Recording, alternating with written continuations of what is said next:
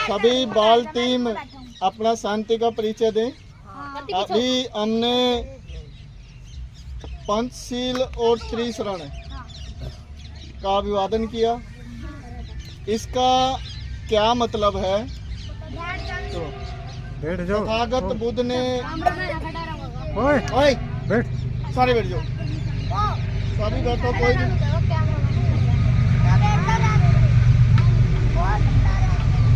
तथागत गौतम बुद्ध ने आज से लगभग 2500 साल पहले हमारे को ज्ञान दिया था, हमारे पुरखों को। हमारे घरों में जितनी भी दुख तकलीफें हैं, परेशानियां हैं, उनका कैसे हल हो सकता है। तथागत गौतम बुद्ध क्या कहते थे कि भी मैं कोई चमत्कार की बात नहीं करूंगा।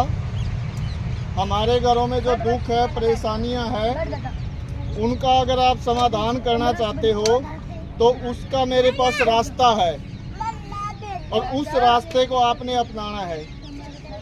तथागत गौतम बुद्ध किसी चमत्कार की बात नहीं करते थे, आविष्कार की बात करते थे, ज्ञान की बात करते थे। सबसे पहले हमने ये त्रिशरण किया था।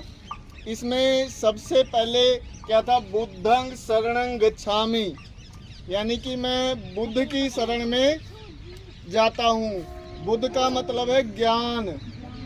बुद्धि की शरण में जाता हूँ, भाई मैं ज्ञान प्राप्त करूँगा, अच्छा शिक्षा ग्रहण करूँगा और अपनी ज्ञान के द्वारा ही अपनी जो समस्याएं हैं उनका हल करने का प्रयास करूँगा। और आज आप देखोगे कि भी बुद्धि, जब हमारी जो बुद्धि विकसित हुई तो आविष्कार होने शुरू हुए। आज हम रेल देख रहे हैं, हमारे आसपास रेल जा रही है। ये कोई चमत्कार की बात नहीं है कि भी किसी ने चमत्कार कर दिया तो रेल उत्पन्न होगी। आविष्कार किया है, और वो आविष्कार कैसे हुआ? ज्ञान की बदौलत, शिक्षा की बदौलत।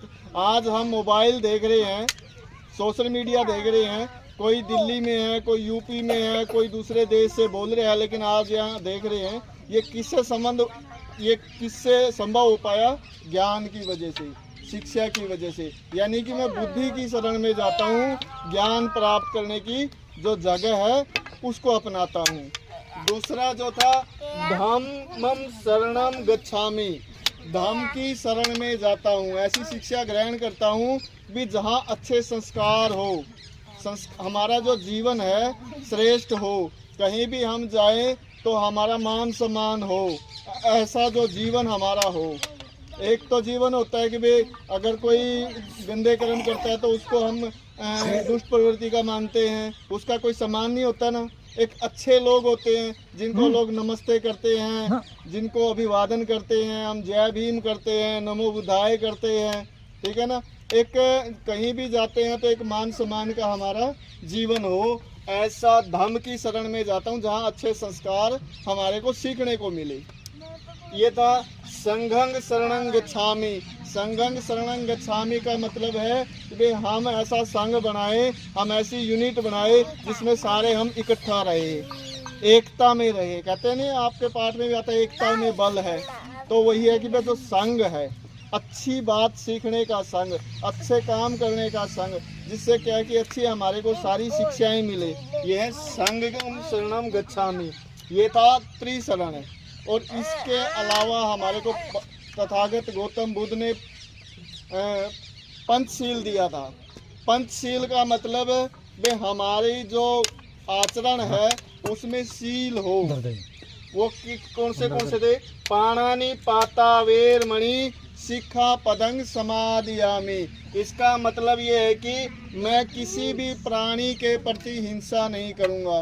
कोई भी जैसे जीव जंतु है हम मार देते हैं या उनसे नफरत करते हैं, उनसे ऐसी घृणा करते हैं, तो हिंसा कर देते हैं। भाई आपने देखा होगा कि आप बहुत सारे जो लोग हैं उनसे नफरत करते हैं या हिंसा, ऐसा मतलब किसी के प्रति मैं कोई हिंसा नहीं करूँगा, ऐसी शिक्षा ग्रहण करता हूँ। ये पहला पंचशील था। दूसरा जो अदिन दाना वेरमणि शिक्षा पदंग समादयामि, यानी कि किसी दूसरे की चीज को अपना नहीं मानूंगा, कोई चोरी नहीं करूंगा, कोई चीज तो किसी और की है हम उस पर अपना लें, ऐसी शिक्षा ग्रहण करता हूँ कि भाई मैं कोई चोरी नहीं करूंगा, दूसरे की चीज को नहीं ग्रहण करूंगा। ठीक है ना।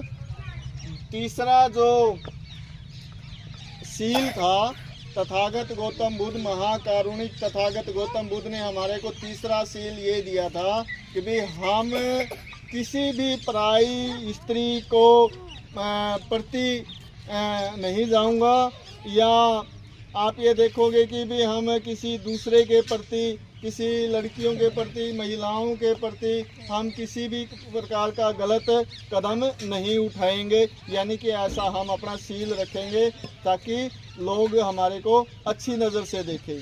अगर हम गलत काम करेंगे तो गलत दिशा में जाएंगे तो हमारी जो आचरण है वो भी गलत होगा। ये हमारा तीसरा शील था। चौथा शील था मूसावादा वेरमणि शिक्षा पदंग समादयामि, मैं ऐसी शिक्षा ग्रहण करता हूँ कि मैं झूठ नहीं बोलूँगा, किसी की बुराई नहीं करूँगा, निंदा नहीं करूँगा। ऐसी जो शिक्षाएं हैं तथागत गौतम बुद्ध ने हमारे को दी थी, जो चौथा शील था। पांचवा जो शील है तथागत महाकारुणिक तथागत गौतम बुद्ध ने हमारे को दिया भी, हम किसी भी कच्ची पक्की शराब, नशा, जुआ या किसी भी हम आप ये देखेंगे कि बीड़ी, सिगरेट, किसी भी प्रकार के जो नशे हैं उससे मैं दूर रहूँगा।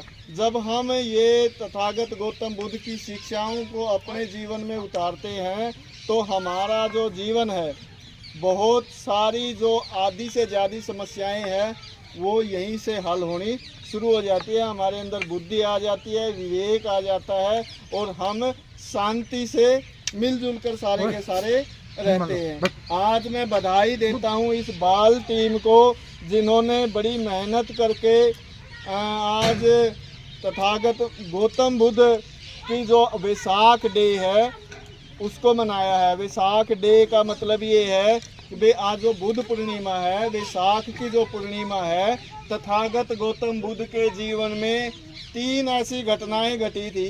ऐसे दुनिया में किसी भी महापुरुष के जीवन में ऐसी कोई घटनाएं नहीं घटी, किसी भी। आज का जो दिन था, नंबर 1 घटना क्या थी? आज का जो दिन था महाकारुणिक तथागत गौतम बुद्ध का जन्म हुआ था, एक घटना होगी। दूसरी जो घटनाएं थी, आज के ही दिन वैसाख की जो पूर्णिमा है, आज पूर्णवासी है ना, वैसाख की पूर्णवासी को ही तथागत गौतम बुद्ध ने ज्ञान प्राप्त हुआ था। जो इन्होंने शिक्षाएं समाज में फैलाई ना, उनको खुद ज्ञान भी तो हुआ था ना, उन्होंने आत्म ज्ञान हुआ था। आज के दिन ही इनको ज्ञान की प्राप्ति हुई थी। तीसरी इनके जीवन में क्या घटना घटी? जो एक सीमा होती है इंसान की, जो उम्र होती है 70 साल, 80 साल, 90 साल, उसके बाद तो जाना होता है संसार से। तो इनका जो महापरिनिर्वाण हुआ था, महापरिनिर्वाण का मतलब है कि इन्होंने अपना जो प्राण है वो त्यागे थे और इन्होंने जो जीवन है वो इनका समाप्त हो गया था। तो वो आज के दिन ही हुआ था, यानी कि इनका महापरिनिर्वाण भी आज के दिन हुआ, इन्होंने ज्ञान भी आज के दिन प्राप्त किया और इनका जो जन्म है वो भी आज के ही दिन हुआ था। और ये एक अनोखा दिन है। किसी भी व्यक्ति के जीवन में ऐसी घटनाएं नहीं घटी और इनकी बहुत सारी शिक्षाएं हैं। जब हम इनकी शिक्षाओं को अपने जीवन में उतारते हैं, इनके ज्ञान को अपने जीवन में, अपने आचरण में इनको उतारते हैं तो हमारा जो जीवन है वो सफल होता है। इनकी शिक्षाओं को अपना करके तथागत गौतम बुद्ध ने जो विशाल व्यवस्था पूरे भारत में, अखंड भारत में खड़ी करी थी, आज आप देखोगे भी लगभग 15 देश, जिसमें नेपाल, भूटान, चाइना का बहुत बड़ा हिस्सा, अफगानिस्तान, ये सारा का सारा हमारा ही हिस्सा था। और इसके ऊपर तथागत बुद्ध की शिक्षाओं और इनके जो शिक्षाओं के ऊपर जो हमारे राजा थे, 10 पीढ़ी हमारा राज हुआ। जब 10 पीढ़ी हमारा राज चला तो हमारे यहाँ बहुत बड़े बड़े विश्वविद्यालय खोले गए, बहुत बड़ी बड़ी यहाँ लोगों को जागृत करने के लिए हर घर से आपने देखा कि बौद्ध बनते होते हैं, बौद्ध भिक्षु होते हैं। आप लोगों ने देखा है कि बच्चों ने कभी बौद्ध भिक्षुओं को? बौद्ध भिक्षु होते हैं, वो गांव गांव जाकर बुद्ध की जो शिक्षाएं थी उनका प्रचार करते थे, और जब इनका प्रचार करते थे तो पूरा भारत वो बौद्धमय हो गया था। लेकिन